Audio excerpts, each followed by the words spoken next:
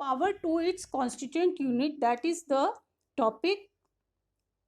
Now we will be studying different constituent units, different types of powers to its constituent units. Number one is special status. Students, recently on 5th August 2019,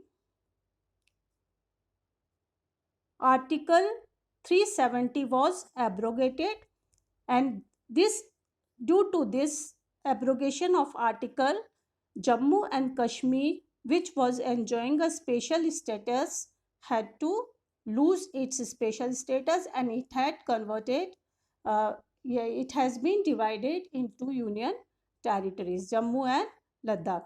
Now, many provisions of the Indian Constitution were not applicable in Jammu and Kashmir without the approval of the State Assembly of Jammu and Kashmir, and Indians who were not permanent resident of this state, they were not allowed to buy land or house there.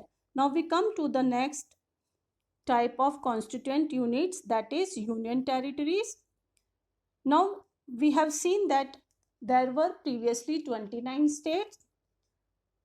Since Jammu and Kashmir has become the union territory, Jammu and Ladakh, we are having 28 states now, and number of union territories has become 9.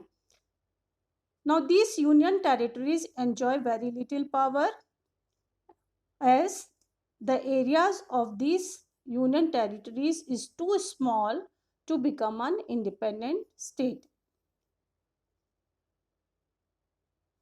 They could be merged or could not be merged with any of the existing states, and these areas like Chandigarh, Lakshadweep, the capital city of Delhi, which is called are called union territory. Delhi is known as the National Union Territory.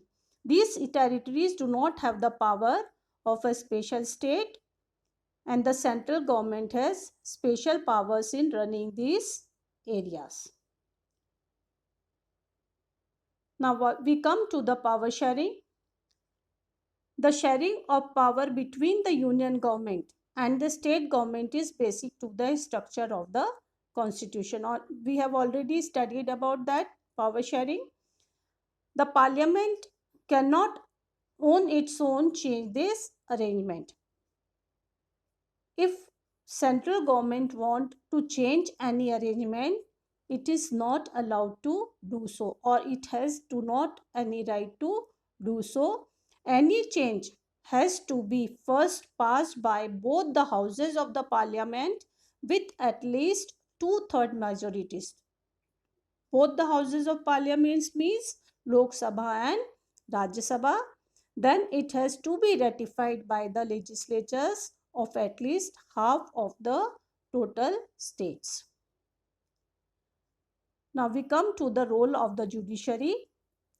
The judiciary plays an important role in the overseeing the implementation of constitutional provisions and procedures. We have already seen in power sharing that there is independent judiciary in our country, and it keep a watch on the working of legislature and executive bodies. In case of any disputes about the division of powers, the High Courts and the Supreme Court make a decision.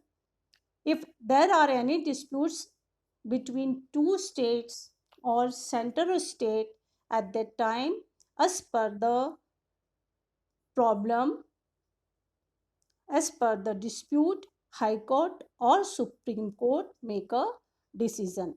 The union and state governments have the power to raise resources by levying taxes in order to carry on the government and the responsibilities assigned to each of them.